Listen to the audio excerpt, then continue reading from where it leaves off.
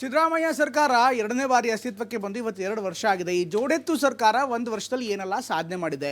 ಸಹಜವಾಗಿ ವಿಪಕ್ಷಗಳು ಈಗಾಗಲೇ ಟೀಕೆ ಟಿಪ್ಪಣಿಗಳನ್ನ ಮಾಡ್ತಾ ಇದೆ. ಅತ್ತ ವಿಪಕ್ಷಗಳು ಈ ಸರ್ಕಾರ ಸತ್ತು ಹೋದ ಸರ್ಕಾರ ಅಂತ ನೇರವಾಗಿ ಆರೋಪ ಮಾಡ್ತಾ ಇದೆ. ಸೊನ್ನೆ ಸರ್ಕಾರ, ಶೂನ್ಯ ಸರ್ಕಾರ ಅಂತ ಬಿಜೆಪಿ ಹೇಳ್ತಾ ಇದೆ.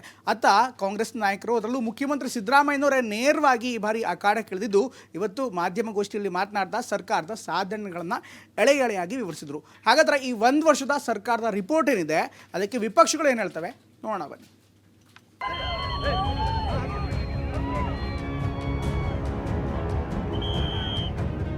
ನಮ್ಮ ಸರ್ಕಾರ ಬಂದು ಇವತ್ತಿಗೆ 1 ವರ್ಷ ತುಂಬಿದೆ.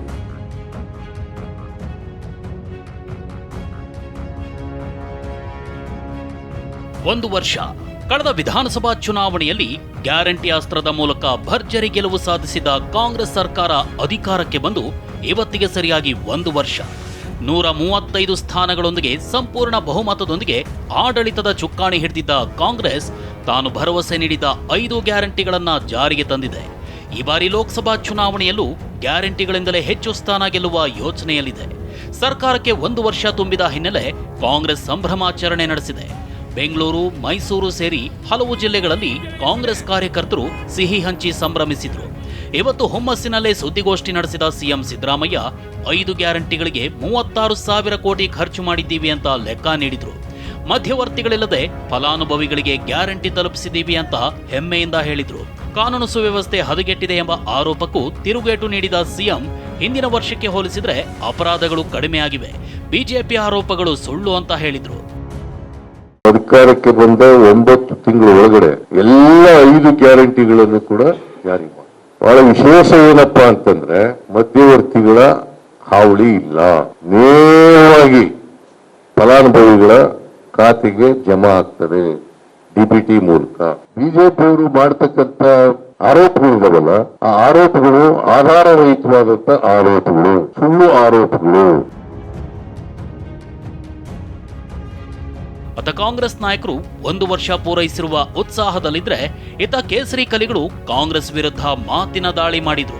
ವಿಪಕ್ಷ ನಾಯಕ ಆರ್ ಅಶೋಕ್ ಮಾತನಾಡಿ ಸಿಎಂ ಸಿದ್ದರಾಮಯ್ಯ ರಾಜ್ಯದ ಜನತೆಗೆ ಧನ್ಯವಾದ ಅಂದಿದ್ದಾರೆ.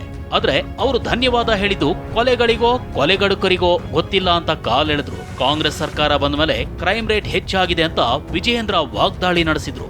ಇತ ಮಾಜಿ ಸಿಎಂ ಕುಮಾರಸ್ವಾಮಿ ಸರ್ಕಾರ ಐಸಿಯುನಲ್ಲಿದೆ ಅಂತ ಕಿಡಿಕಾರಿದ್ರು.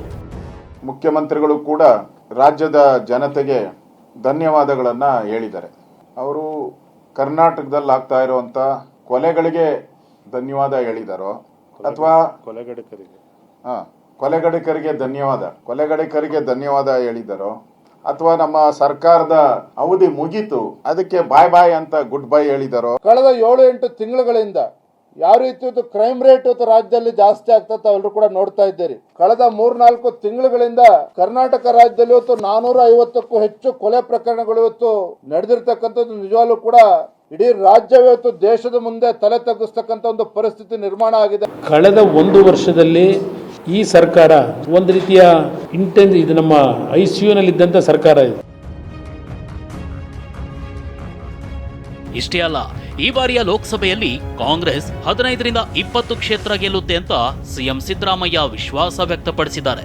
ಇದಕ್ಕೆ ಬಿಜೆಪಿ ನಾಯಕರು ವ್ಯಂಗ್ಯವಾಡಿದ್ದು ಯಾವುದೋ ಭ್ರಮೆಯಲ್ಲಿದ್ದಾರೆ ಅಂತ ವಿಜಯೇಂದ್ರ ಹೇಳಿದ್ದಾರೆ.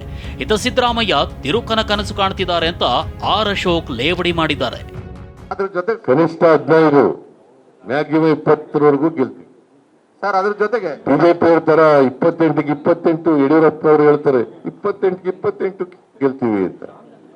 ಹಂಗೆ ಹೇಳಕ್ ಹೋಗಲ್ಲ. ಭಾರತೀಯ ಜನತಾ ಪಾರ್ಟಿ ಬಗ್ಗೆ ಹೇಳಿದ್ದಾರೆ, ಕಾಂಗ್ರೆಸ್ ಪಕ್ಷದ ಬಗ್ಗೆ ಅಲ್ಲ.